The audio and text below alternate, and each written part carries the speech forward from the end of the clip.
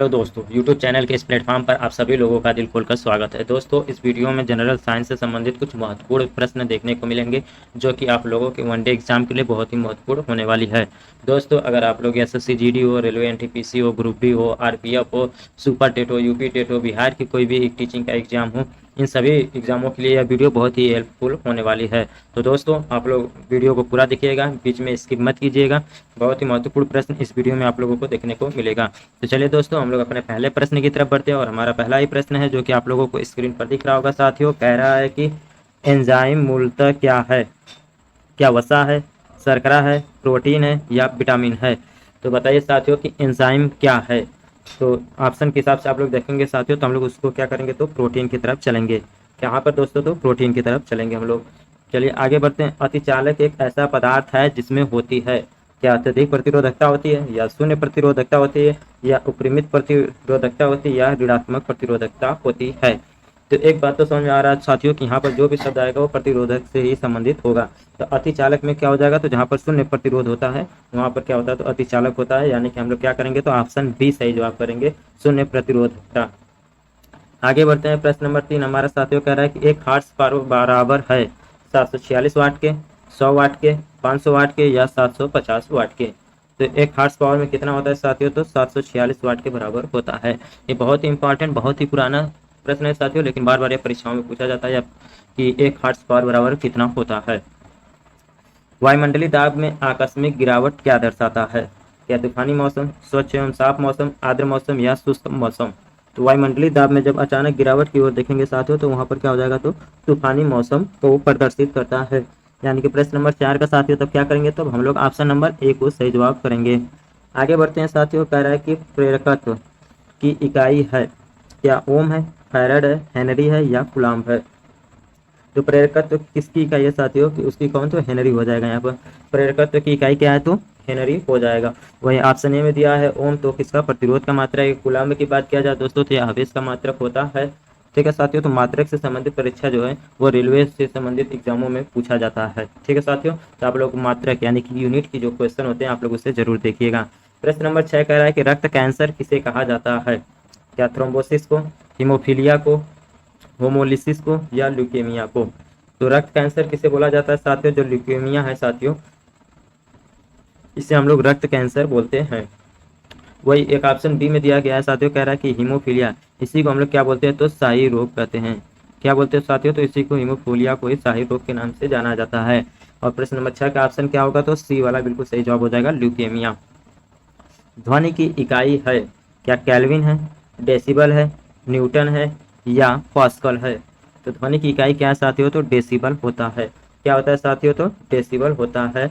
और वही इसका जो यंत्र है तो उसे ऑडियोमीटर के नाम से हम लोग जानते हैं। चलिए आगे बढ़ते हैं। कह रहा है कि टेलीग्राफी के आविष्कार किसने किया है? मोर्स सैमुअल ने, डुप्ले ने, न्यूटन ने या रदरफोर्ड ने? तो टेलीग्राफ के आविष्कार किसने किया है साथियों, तो जो ऑप्शन ए में दिया गया मोर्स सैमुअल के द्वारा इसका जो आविष्कार किया गया है। ध्वनि की तीव्रता मापने के लिए किस यंत्र का उपयोग किया जाता है? Sonometer, ammeter, audiometer? डी कह रहा है कि कोई नहीं। तो किस यंत्र का प्रयोग किया जाता है साथियों, तो ऑडियोमीटर का उपयोग किया जाता है। यानी कि प्रश्न नंबर 9 का ऑप्शन सी सही जवाब हो जाएगा। शुष्क सेल है, क्या चतुर्थक सेल है, प्राथमिक सेल है, द्वितीयक सेल है? डी कह रहा है कि कोई नहीं।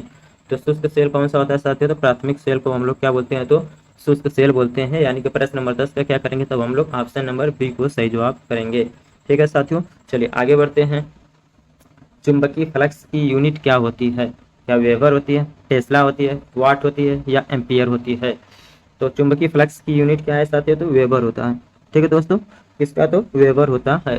वैसे पहले आपसे क्या पूछा था साथियों, प्रेरकत्व की इकाई है, तो वहाँ पर क्या था, तो हेनरी था। अब यहाँ पर क्या पूछा है साथियों, तो चुंबकीय फ्लक्स की यूनिट पूछा है, तो यहाँ पर क्या हो जाएगा, वेबर हो जाएगा। आपसे वोल्टेज का, विभवांतर का पूछेगा तो क्या बोलेंगे आप लोग, वाट हो जाएगा। धारा का क्या पूछेगा, तो एम्पियर हो जाएगा। ठीक है दोस्तों, विभवांतर का वोल्ट होता है। आगे बढ़ते हैं साथियों। विद्युत ऊर्जा की इकाई क्या होती है? क्या वोल्ट होती है, वाट होता है या किलोवाट होता है? डी कह रहा है कि किलोवाट घंटा होता है। तो विद्युत ऊर्जा का क्या होता है साथियों, तो किलोवाट घंटा होता है। क्या होता है साथियों, तो किलोवाट घंटा होता है। आगे बढ़ते हैं साथियों। प्रतिरोध की यूनिट क्या होती है? क्या वोल्ट, ओम, एम्पियर या वाट? वाट की बात किया जाएगा दोस्तों तो यह शक्ति का मात्रक हो जाएगा। ओम का बात किया जाएगा दोस्तों तो ये प्रतिरोध, आर का रेजिस्टेंस का मापन हो जाएगा। एम्पियर की बात किया जाएगा दोस्तों तो ये धारा का यूनिट हो जाएगा। और यहाँ पर प्रतिरोध का पूछा तो हमारा क्या हो जाएगा ओम। वोल्ट किसका हो जाता है साथियों तो विभवांतर का होता है। और हमारा आंसर क्या होगा तो ओम सही जवाब होगा। आंसर क्या होगा साथियों, प्रतिरोध की यूनिट भी पूछेगा तो ओम इसका सही जवाब होगा। वायुमंडल में बादलों के तैरने का कारण है कम ताप, कम वेग, कम दाब या कम घनत्व। वायुमंडल में बादलों का तैरने का क्या कारण है साथियों तो कम घनत्व है। तो यानी कि 14 नंबर का क्या हो जाएगा तो ऑप्शन डी सही जवाब हो जाएगा। मानव नेत्र की दूरदृष्टि को कहा जाता है। ठीक है दोस्तों, प्रश्न क्या है हमारा कि दूरदृष्टि को किसे कहा जाता है या किस अन्य नाम को बोला जाता है। ऑप्शन देख लीजिए, मायोपिया, मोतियाबिंद, रतौंधी या हाइपरमेट्रोपिया। तो वहाँ पर साथियों आपसे क्या पूछा था, दूरदृष्टि दोष किसे कहा जाता है। तो जो हाइपरमेट्रोपिया इससे दूरदृष्टि दोष, और जो मायोपिया इसे निकट दृष्टि दोष के नाम से हम लोग जानते हैं। ठीक है दोस्तों, इसे क्या करते हैं तो हम लोग निकट दृष्टि दोष के नाम से हम लोग जानेंगे, और हाइपरमेट्रोपिया को दूरदृष्टि दोष के नाम से समझेंगे। यही पर प्रश्न आ गया, देखिए मायोपिया से क्या संबंधित है। आगे बढ़ते हैं, क्या दीर्घ दृष्टि, निकट दृष्टि, मायोपिया किसका संबंध निकट दृष्टि दोष से है। ठीक है दोस्तों, वही रतौंधी की बात किया जाएगा साथियों तो विटामिन ए की कमी से होने वाला यह रोग है। ठीक है दोस्तों, और वरानता की बात किया जाए दोस्तों तो ये जेनेटिक है यानी कि आनुवंशिक रोग है।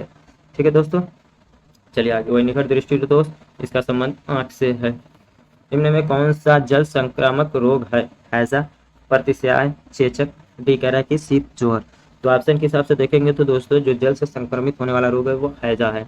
क्या है साथियों तो हैजा है, यानी कि प्रश्न नंबर 17 कहाँ क्या हो जाएगा तब ऑप्शन ए सही जवाब हो जाएगा। दूरदृष्टि दोष से पीड़ित व्यक्ति की स्पष्ट दूरी की न्यूनतम दूरी होती है, क्या 20 सेंटीमीटर, 24 सेंटीमीटर, 25 सेंटीमीटर या 15 सेंटीमीटर।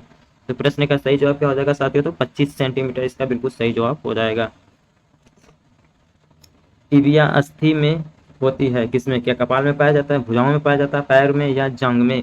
तो जो टिबिया होती है साथियों वो किस अंग में है तो पैरों के अंग में पाई जाने वाली अस्थि होती है। यानी कि प्रश्न नंबर 19 का क्या करेंगे तब ऑप्शन नंबर सी को सही जवाब करेंगे।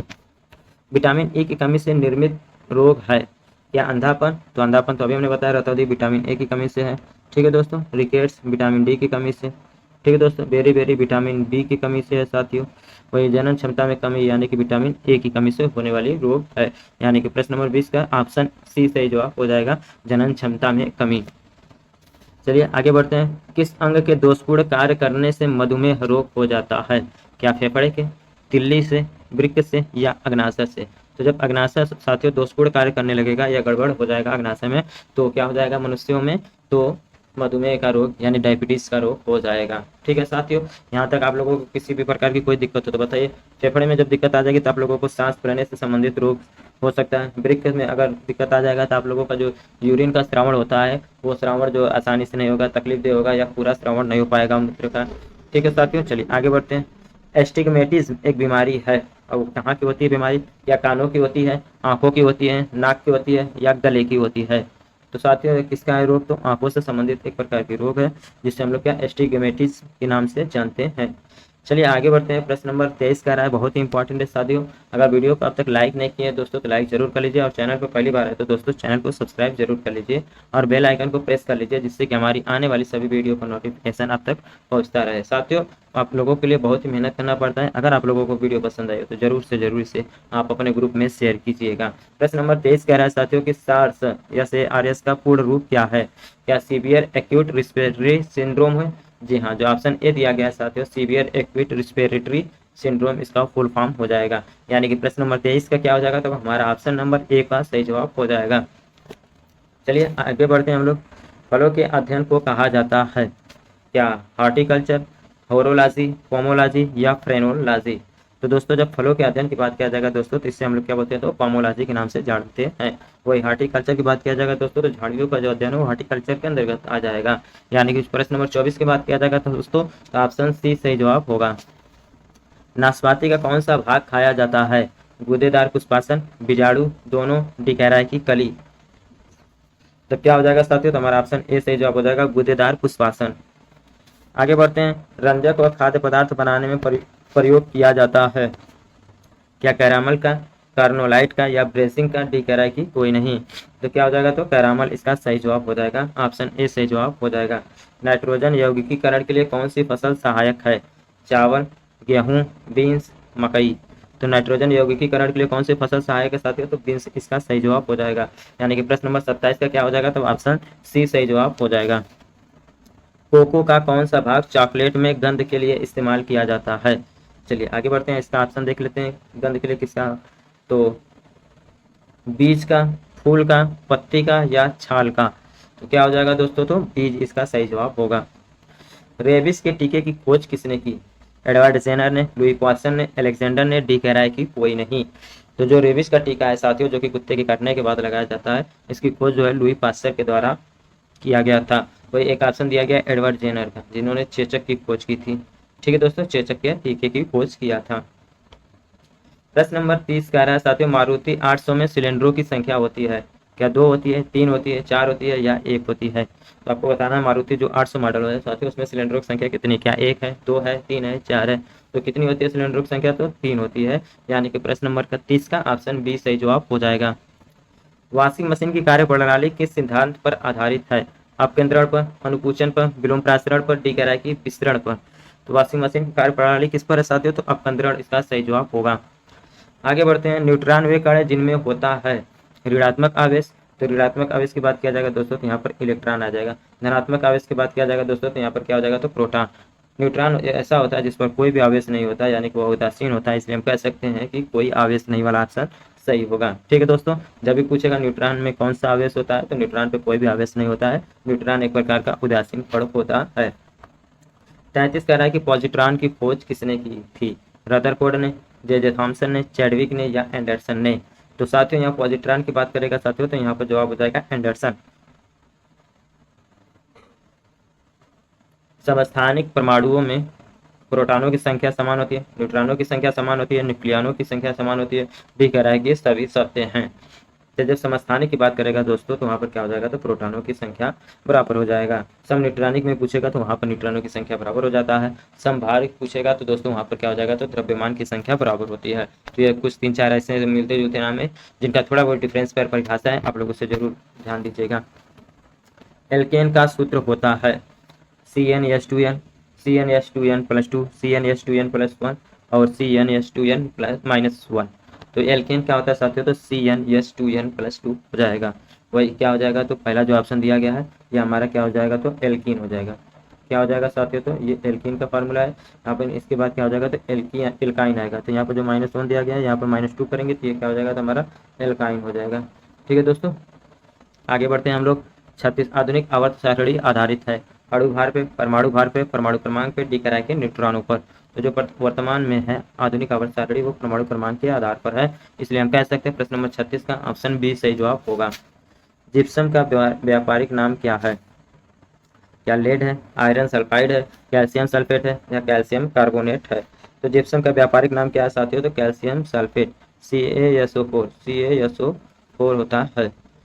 आगे बढ़ते हैं, प्रश्न नंबर 38 कह रहा है क्वार्ट्ज का रासायनिक नाम है calcium oxide, calcium phosphate, sodium phosphate, sodium silicate. तो क्वार्ट्ज का रासायनिक नाम क्या साथियों, तो सोडियम सिलिकाट इसका सही जवाब होगा। यानी कि प्रश्न नंबर 38 का ऑप्शन डी सही जवाब हो जाएगा।